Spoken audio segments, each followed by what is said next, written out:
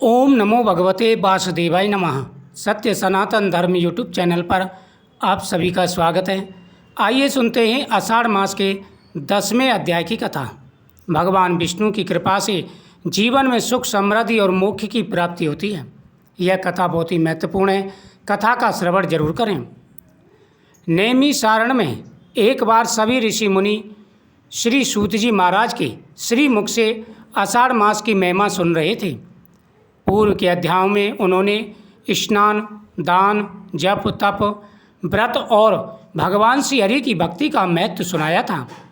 तब शौनक आदि ऋषियों ने विनम्रता पूर्वक पूछा कि हे सूत जी, कृपया करके यह बताइए, आषाढ़ मास में भगवान विष्णु की विशेष उपासना करने से मनुष्य को कौन कौन से फल की प्राप्ति होती है तथा आषाढ़ मास की एकादशी का क्या महत्व है? क्या कोई ऐसी कथा है जिससे यह सिद्ध हो सके कि सच्ची श्रद्धा से की गई भक्ति कभी व्यर्थ नहीं जाती?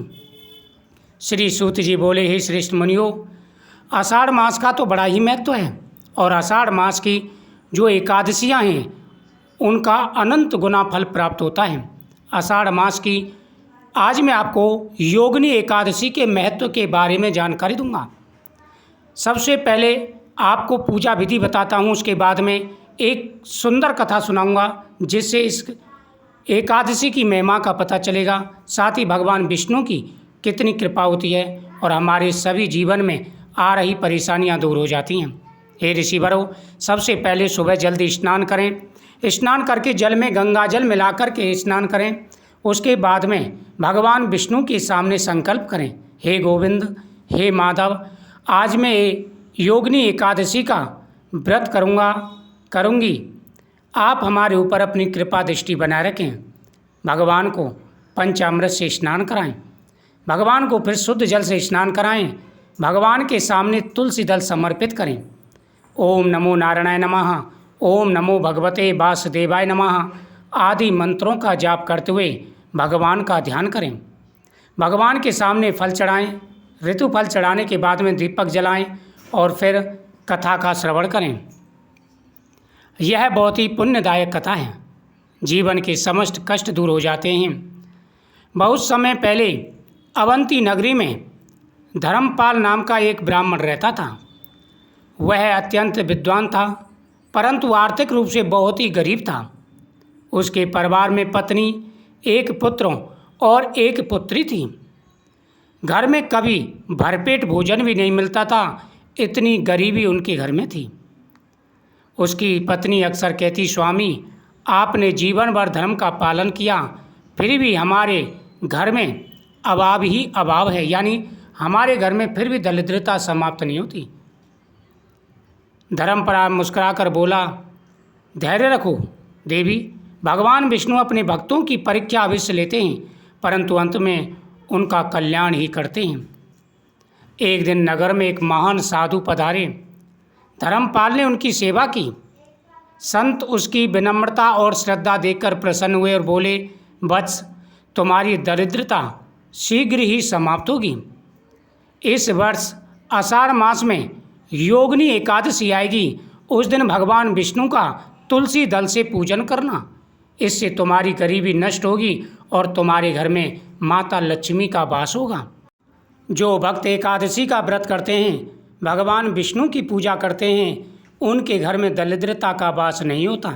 हे वत्स, तुम्हारी भगवान के प्रति श्रद्धा है, लेकिन एकादशी का व्रत तुम्हें अवश्य करना चाहिए। जिस विधि से पूजा मैंने बताई है उसी विधि से तुम करो, भगवान की विशेष कृपा होगी। जब भगवान विष्णु की पूजा करते हैं तो माता लक्ष्मी प्रसन्न होती हैं। हे वत्स, तुम्हारी दरिद्रता शीघ्र समाप्त होगी। जो योगिनी एकादशी का व्रत करते हैं, तुलसी दल से भगवान विष्णु का पूजन करते हैं, उनके घर में दरिद्रता कभी नहीं आती। 7 पीढ़ी तक भी उनके घर में माता लक्ष्मी का वास होता है। जैसे ही आषाढ़ मास प्रारंभ हुआ, आषाढ़ मास की योगिनी एकादशी आई। पति पत्नी ने एकादशी के दिन सुबह जल्दी उठकर के स्नान किया। स्नान करने के बाद में भगवान विष्णु के सामने प्रार्थना की। लड्डू गोपाल जी को स्नान कराया।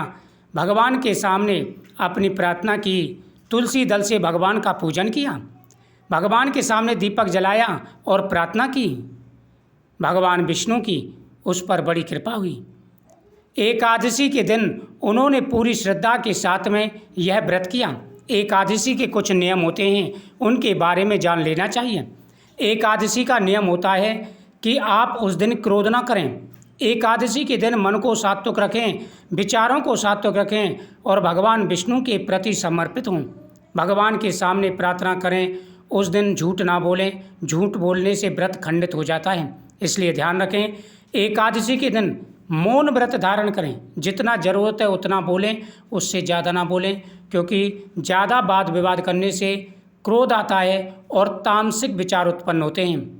एकादशी के दिन घर में चावल नहीं बनना चाहिए। एकादशी के दिन चावल खाने से व्रत खंडित हो जाता है, व्रत का फल प्राप्त नहीं हो पाता। एकादशी के दिन घर में कलेश ना करें। एकादशी के दिन दरवाजे पर अगर कोई आ जाता है तो उसका अपमान ना करें। एकादशी के दिन आप फलाहार करें, भगवान को भोग लगा करके वही प्रसाद खाएं और द्वादशी के दिन व्रत का पारण करें तो व्रत का जो फल है वो भगवान को समर्पित कर दें। इससे भगवान का आशीर्वाद प्राप्त होता है। एकादशी के दिन ओम नमो भगवते वासुदेवाय नमः मंत्र का जाप करें और इसी मंत्र से हवन करें। श्री महालक्ष्मी नमः मंत्र का हवन करें। इससे गरीबी दूर होती है, घर में माता लक्ष्मी का वास होता है। दान कभी भी धन को कम नहीं करता। यह तो भगवान में श्रद्धा जगाने की एक मार्ग होता है। जैसा सामर्थ्य हो उस प्रकार से दान अवश्य करना चाहिए। दान देने से कभी धन नहीं घटता है। एकादशी के दिन पितरों के नाम से दान अवश्य करना चाहिए। पति पत्नी दोनों ने मिलकर के एकादशी का व्रत किया। भगवान विष्णु ने स्वप्न में दर्शन देकर कहा कि हे ब्राह्मण, तूने सच्चे मन से एकादशी का व्रत किया है, अब तेरा समय शीघ्र ही बदलेगा। कुछ समय के बाद में भगवान की उन पर कृपा हुई, माता लक्ष्मी की मेहरबानी हुई और धीरे धीरे उनका काम बढ़ने लगा। दरिद्रता दूर हो गई और फिर पूरा जीवन उन्होंने भक्ति के साथ बिताया। योगिनी एकादशी का व्रत करने से सारे पापों का नाश हो जाता है। भगवान प्रसन्न होकर के आशीर्वाद देते हैं। हे ऋषिवरों, आषाढ़ मास में योगिनी एकादशी का अपना अलग ही महत्व है। सभी सच्चे मन से और पूरी श्रद्धा से योगिनी एकादशी का व्रत अवश्य करें। इससे भगवान विष्णु और माता लक्ष्मी की कृपा बनी रहती है। जिस प्रकार से हेममाली का जो पाप था वह दूर हुआ, उसी प्रकार सभी पापों को भी एकादशी का व्रत दूर कर देता है। बड़ा महत्व है योगिनी एकादशी का। ओम नमो भगवते वासुदेवाय नमः मंत्र का जाप करते हुए, नियमों को ध्यान में रखते हुए एकादशी का व्रत अवश्य करें।